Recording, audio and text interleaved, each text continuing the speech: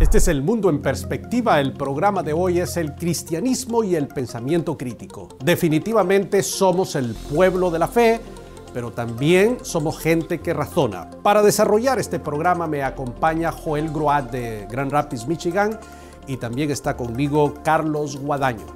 No se vaya y quédese con nosotros.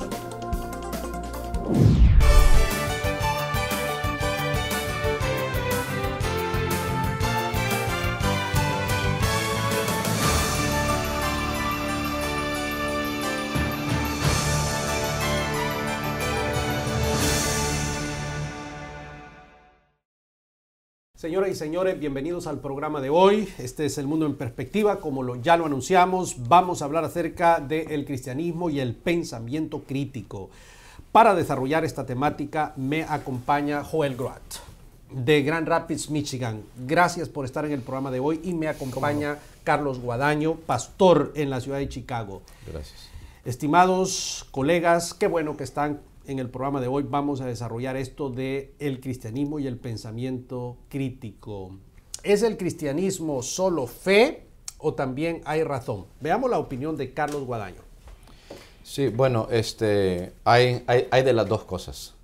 Claro, hay muchos versículos que hablan acerca de la importancia de tener fe, pero la misma palabra nos habla de la importancia de usar nuestras mentes, de estudiar la palabra, de escudriñar la escritura, de guardar su palabra en nuestra mente, de que la Biblia nos habla también de que nosotros debemos de cambiar nuestra manera de pensar, para no conformarnos a este siglo, sino renovar nuestra mente.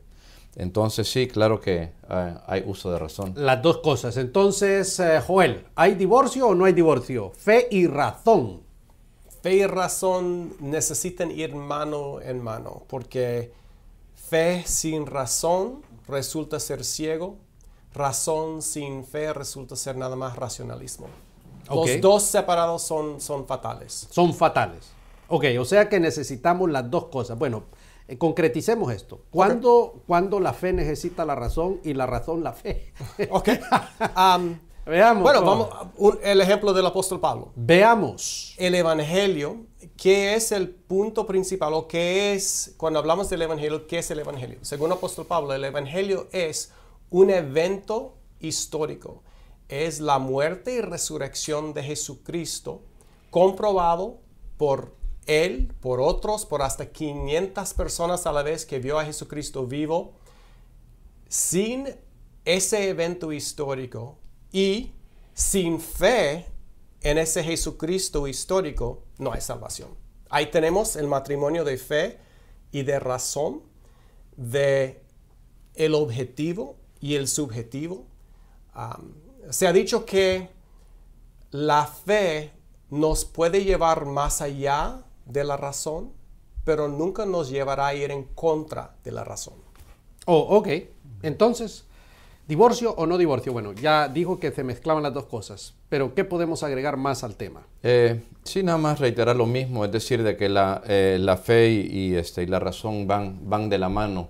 Dios no nos llama a tener una fe ciega, no nos llama a tener fe en nuestra fe o fe en la nada, sino que tener fe en un contenido sólido que es la palabra de Dios, tener fe en su palabra, tener fe en el evangelio, tener fe en lo que Dios nos ha declarado. Ok, es que aquí hay varias cosas. Por ejemplo, la gente que no nos conoce a nosotros y que nos oye hablar de fe, y también existe mucha gente de mucha palabrería aquí, pero hay gente que piensa que somos brutos nosotros, que no tenemos cabeza para pensar, para razonar, para argumentar, para probar las cosas, y que un par de gritos en el púlpito está arreglado todo, ¿no? Entonces, estamos haciendo un programa para decir el cristianismo no son gritos en el púlpito. Tenemos cabeza, Dios nos ha dado la ciencia de la lógica, que es la ciencia que nos enseña a pensar correctamente, a argumentar, a refutar. Claro. Y claro, pero también tiene la parte de la fe, es decir, nosotros, y que vamos a hablar de eso evidentemente, pero lo que queremos dejar claro aquí es que nosotros tenemos un pensamiento crítico. Claro que sí. Y eso está demostrado en la misma escritura. Yo creo que para mí el mejor ejemplo del Nuevo Testamento es la epístola, la carta de Pablo a los romanos, donde él plantea un tema que es la intervención de Dios a un mundo perdido para traer salvación y restaurar relación con Dios. Y toma toda una carta para desarrollar eso de una forma sistemática, lógica, construye argumentos de escritura, de historia, y todo eso, si no fuera lógica, sin utilizar la mente, es imposible ni comenzar a comprender a esa carta. Sí, es algo... Nuestras teologías, por ejemplo, nuestros libros, nuestras argumentaciones muestran que razón. Hablemos de la apologética. La apologética, digamos, es la ciencia de la razón cristiana, vaya. Sí, no es una defensa. Sí, yo sé eso, pero aquí estamos cambiándole el asunto y estamos hablando de nuestra razón.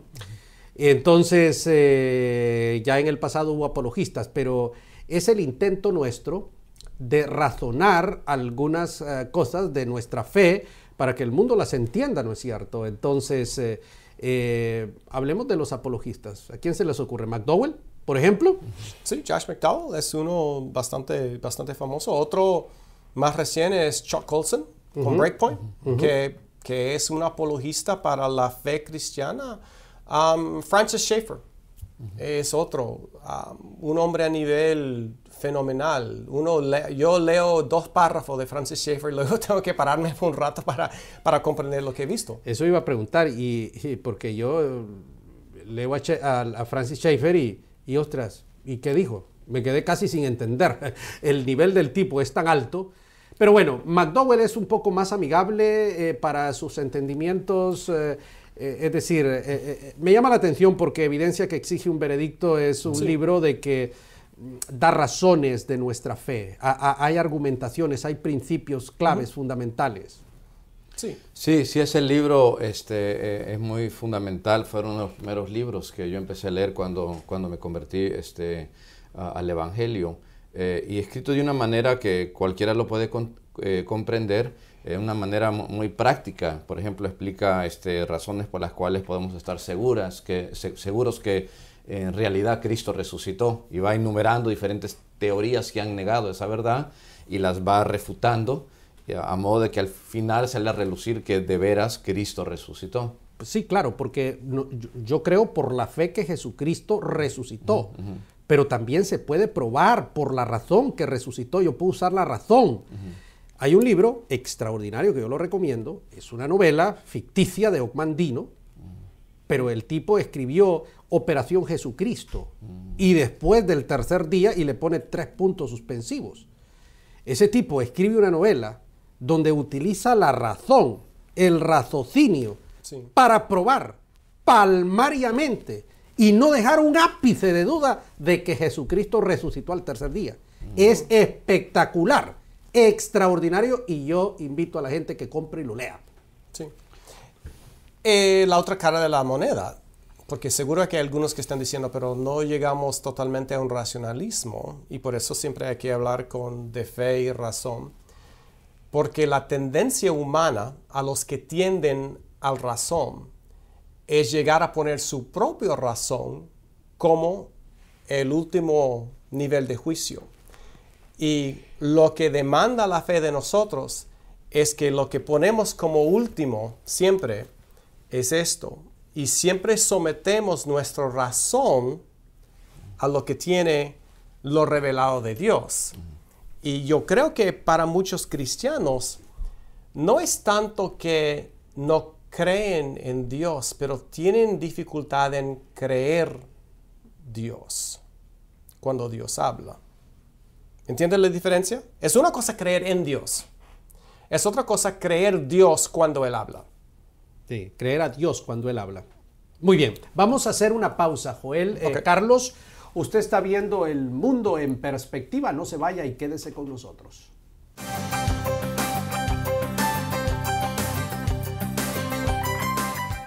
Yo quiero ayudar a mujeres que sufren. Yo quiero ayudar a jóvenes con problemas. Yo quiero ayudar a matrimonios en conflicto. Si deseas saber cómo, regístrate en universidadparalíderes.com/orientación familiar.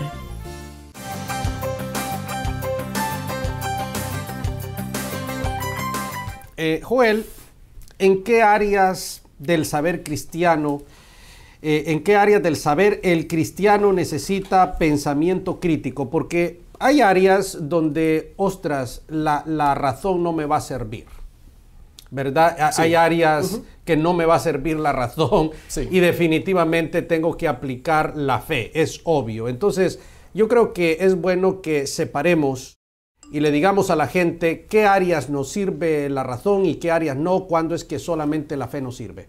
Ok, bueno, para comenzar, cuando estamos hablando de Dios, tenemos limitaciones porque estamos hablando de un ser infinito que se revela a seres finitos.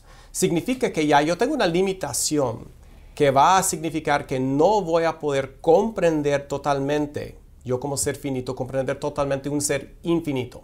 ¿Qué significa? Significa que por fe yo tomo lo que ese ser me revela a mí y lo acepto como realidad hasta donde lo puedo comprender. Voy a poner un ejemplo. Vamos a ir a cosas bien concretas. Sí, claro. Concretas.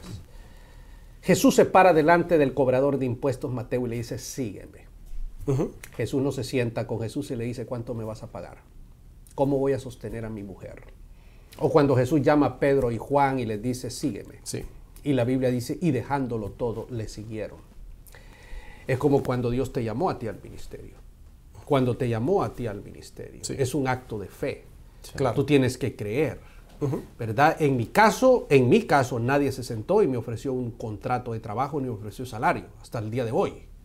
Pero yo he servido a Dios por más de 30 años y la palabra de Dios se ha cumplido conmigo. Eso es un acto de fe. Claro y eso yo no lo puedo razonar. Entonces ahí tenemos un ejemplo concreto. Claro que sí. Y otro ejemplo es lo que Dios ha revelado de sí mismo en cuanto a que es Trinidad, que es Padre, Hijo y Espíritu Santo. Se puede comprender que Dios revela que hay un solo Dios y que ese Dios se ha autorrevelado en personas de Padre, Hijo y Espíritu Santo, pero una comprensión total de cómo es eso es imposible. No puedo. Entonces, creo que fue Agustino que dijo que mirar a la Trinidad es como mirar al sol. Si intentamos si queremos comprender el sol, mirándolo fijamente, dos cosas van a pasar. O nos vamos a volver ciegos o nos vamos a volver locos. El sol se comprende por medio de lo que ilumina el sol. La Trinidad de Dios es igual. Sin la Trinidad de Dios, la Biblia no tiene sentido. Hay demasiadas cosas que no se encajan. Entonces, dejamos que la Trinidad ilumina nuestro entendimiento de Dios. Pluralidad y unidad. Pero si intentamos mirar fijamente a la Trinidad para comprenderlo, se vuelve loco una persona. Y eso requiere fe. En no solamente lo que Dios ha revelado, pero fe en el carácter de Dios. Así es, esos son casos, estamos hablando los casos donde definitivamente la razón no nos sirve y nosotros tenemos que aplicar la fe. Bueno, démosle la vuelta a la moneda. Sí. Hablemos cuáles son los casos donde nosotros podemos usar la razón. Sí, bueno, un ejemplo en el cual creo que es muy importante usar mucho la razón es cuando estamos ayudándole a personas que necesitan una razón para creer. Hay personas que quizás, la misma palabra dice que algunos buscan señales y otros buscan, unos buscan señales y otros están buscando lógicas. Algunas personas necesitan sabiduría, ¿verdad? Dice el apóstol Pablo. Entonces, de alguna manera, a hablarle a algún estudiante.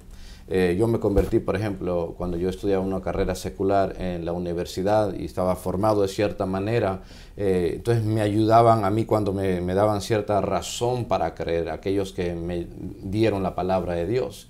Igual a hablarle a otros estudiantes o a personas que les gusta leer o a los intelectuales, más no solo a ellos, ayuda mucho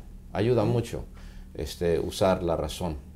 Por supuesto, y la explicación cuando el etíope le dice, bueno, ¿y cómo es esto? Hay alguien que me explique, hay alguien que me dé razones de esto. Y entonces, por ejemplo, cuando a Pablo se le abrían las oportunidades de predicar, y nosotros leemos los discursos de Pablo en el libro de los Hechos, es espectacular, el tipo comienza a hablar, a usar la lógica aristotélica, pero impresionante. cómo él demuestra palmariamente que Jesucristo es Dios, al extremo que aquel tipo dijo, por poco me persuades a ser cristiano. Bueno, inclusive en Hechos 17, cuando se va a Atenas y les está hablando y ve un montón de ídolos y de altares. Impresionante ese ejemplo. ¿Verdad? Sí. Y les dice, bueno, aquí hay un altar, y dice, altar al Dios no conocido. Les voy a decir quién es ese Dios, y empieza a hablarles. Con una retahíla de pensamientos concatenados, unidos perfectamente, usando la lógica aristotélica. Pero claro, cuando llega el tema de la resurrección de los muertos, entonces le dicen los atenienses, te escucharemos otra vez. Sí. Ya no le gustó eso, ¿verdad? Sí. Y eso es la otra cosa, que aun por toda esa lógica, el apóstol Pablo mismo también reconoce que conversión últimamente depende de la intervención de Dios sobrenatural en la vida de una persona por medio de su espíritu. O sea, conversión nunca resulta de la lógica simplemente. Siempre resulta de la fe en lo que se ha presentado y comprendido, pero siempre la persona requiere ese paso, y por eso dice en Efesios 2, 8 y 9, que es por gracia sois salvos por medio de la fe. Cuando predicamos el Evangelio, los evangelistas presentamos el Evangelio y utilizamos los argumentos. Y de hecho nos enseñan a usar el argumento a fortiori, por decir algo, el argumento ad verecundiam, etcétera. Todo este tipo de argumentaciones, reducción al absurdo, etcétera, para mostrar el Evangelio. Pero si el Espíritu Santo no convence de pecado, juicio y justicia, hay un elemento espiritual, sobrenatural. Claro. Entonces, por más argumentación que utilicemos, por mucha lógica que utilicemos, no va a haber esa conexión. Sí. Y por eso me gusta mucho el ejemplo que da el apóstol Pablo a Timoteo, porque en 2 Timoteo 2, 24 a 26 le da más o menos, en una forma concisa, en 3 versículos, cómo él debe tratar con la gente. Y le dice eso porque el siervo del Señor no debe ser contencioso, sino amable para con todos. O sea, ahí está el respeto donde hemos hablado con cualquier persona, ese respeto, esa amableza con todos. Apto para enseñar, necesita razón, sufrido, que con mansedumbre corrige a los que se oponen. Ahí hay corrección. Por si quizás Dios le conceda que se arrepientan para conocer la verdad y se escapen del lazo del diablo en que están cautivos a voluntad de él. Ahí tenemos las dos. La necesidad de enseñar y el reconocimiento que esta persona a quien le estoy explicando está cautivo espiritualmente al diablo. Y si Dios no concede arrepentimiento, por eso yo puedo ser amable con toda persona, si aceptan el Evangelio o no, porque reconozco, no depende de mí, depende del Espíritu. Para mí es magnífico. Así es, tenemos que ir a una pausa. Usted está viendo El Mundo en Perspectiva. No se vaya, quédese con nosotros.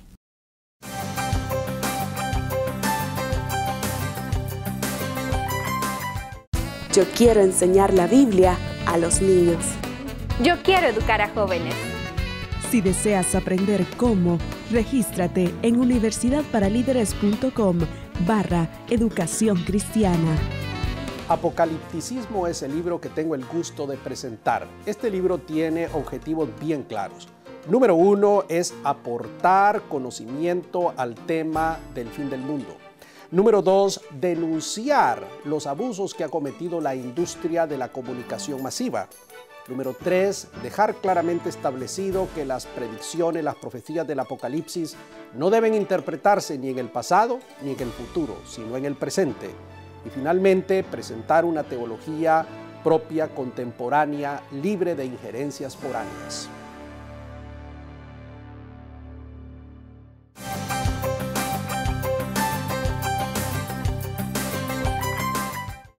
Qué bueno que está con nosotros. Este es El Mundo en Perspectiva. Estamos hablando de este tema tan interesante, el cristianismo y el pensamiento crítico. Estamos hablando aquí, Carlos y Joel, que nosotros los cristianos somos los hombres y mujeres de fe. Somos el pueblo de la fe. Eso no cabe la menor duda. Pero eso no quiere decir que somos brutos, cabezas huecas. Somos gente inteligente que hemos estudiado para argumentar, para explicar y dar razón de nuestra fe. Así dice la Biblia, ¿verdad? Sí, para dar, sí. Y para defenderla también, con razones y todo esto. Esto no es de ahora, esto ocurrió en los primeros siglos, cuando surgieron las herejías del montanismo, el ebionismo, Sí. y ese tipo de cosas. Entonces surgió un Justino Mártir, por decir, ¿verdad? Un Tertuliano, hombres y la época de los apologistas que defendieron la fe con razón. Entonces, básicamente, esto es. Pero estábamos hablando tras cámaras de Pedro 3.15. ¿Qué dice Pedro 3.15 conectando todo esto? Léalo. Ok, dice, sino santificad a Dios el Señor en vuestros corazones y estad siempre preparados para presentar defensa con mansedumbre y reverencia, o sea, la defensa tiene que ser de cierta manera, ante todo el que os demande razón de la esperanza que hay en vosotros, Me gusta eso. teniendo buena conciencia para que en lo que murmuran de vosotros como de malhechores sean avergonzados los que calumnian vuestra buena conducta. Nos en está pidiendo Cristo. nos está pidiendo mucho Pedro a nosotros. Nos Sí. está para dar defensa, para hacer defensa de nuestra fe, no es cualquier perico de los palotes. Aquí tenemos a un pastor de la iglesia. Nosotros entrenamos a la gente en las iglesias para defender la fe. Pues, O sí. lo llevamos todos los domingos a cantar nada más. Sí, no, de veras, porque el llamado pastoral no es nada más hacer cultos para hacer cultos y nada más cantar alabanzas, pero nosotros somos llamados a entrenar. Pablo escribe a los Efesios, dice que nosotros somos llamados a perfeccionar. Otra traducción dice a entrenar a los santos para el ministerio. Y parte de eso es enseñarles cómo evangelizar, cómo servir, cómo defender la fe. Dar razón, dice el texto. Dar razón de la esperanza que hay en nosotros. Exactamente. Pero lo que falta muchas veces es que hay cristianos que no tienen esa esperanza, no han comprendido todo lo que tienen en Cristo y la esperanza, no solamente para ahora, para el futuro. Y yo creo que por eso muchas veces la gente no nos pregunta porque no nos ve esperanza. Yo creo que como líderes lo que debemos dar a nuestra gente es también esa esperanza para que ellos tienen esa vida, que los ojos chispean, que cuando la gente le ve, mira, ¿qué esperanza tienes? El mundo está caído, está roto, está quebrantado, y tú con tanta esperanza, ¿cómo es eso? Pero ese versículo, yo creo que volvámoslo a leer. Yo creo que vale la pena que hagamos una medio exégesis ahí. Es que Claro, dice, está muy interesante. Sino santificad a Dios el Señor en vuestros corazones. Es el principio. Eso es poner aparte a Dios como Señor. Si no comenzamos ahí, la batalla se pierde del principio. Y estad siempre preparados para presentar defensa. Preparados. Está siempre, no algunas, siempre preparados. Para presentar defensa. O sea, no podemos defender, no podemos dar razones si no nos preparamos para eso. Claro. Ahí hay un llamado a la iglesia del continente a arrepentirse de su flojera. Sí. Es cierto, porque estamos llevando a 5,000, 10,000 personas a brincar, a cantar, decimos adorar a Dios y eso está bien, tenemos que adorar a Dios, claro. Pero estamos preparando a la gente para eso. ¿Qué dice ahí? ¿Prepararla para qué? Para presentar defensa con mansedumbre y reverencia. Presentar defensa. ¿Defensa de qué? Nosotros estamos siendo atacados, hemos dicho individualismo, secularismo, agnosticismo. Materialismo, sí. Nueva era y demás. Defensa de nuestra fe. ¿Qué más? Ante todo el que os demande razón de la esperanza que hay en vosotros. Para el que demande. Pero no es que va a venir un perico de los palotes a demandarme. Explícame. No, hombre, el mundo está demandando. Sí. El mundo. La gente que se está yendo al infierno, esa es la verdad, está demandando de nosotros que demos. Pero nosotros estamos bien, gracias, en nuestra casa. Sí. ¿Verdad? Haciendo las cuestiones ahí de electrónica y no estamos dando razón de la esperanza que hay en nosotros. Sí. Y algunas otras veces nos estamos peleando, iglesias con iglesias, gente, y no estamos dando una razón de esa esperanza. Yo creo que parte del problema de la iglesia es que demasiadas veces nuestro enfoque es lo que esas personas allá me están haciendo a mí. Y mi enfoque viene siendo mi dolor, cómo me han lastimado, mi decepción. ¿Por qué la iglesia no canta los himnos que yo quiero? porque la iglesia no usa batería cuando yo quiero batería, porque el pastor no predica. Y el enfoque es un enfoque egoísta. Egocéntrico, sí. Y en vez de poner el enfoque en ¿quién soy yo? ¿Cómo he yo dañado a otra persona? ¿Qué es mi egoísmo? Va otra vez a la enseñanza de Cristo que dice, mira, antes de que vayas a intentar a quitar la pajita ahí del ojo, mira, quítate el madero, todo el tronco que tienes en tu propio ojo. Y hemos olvidado eso. Y eso resulta en una comunidad cristiana que pelea, que acusa, que separa, que divide.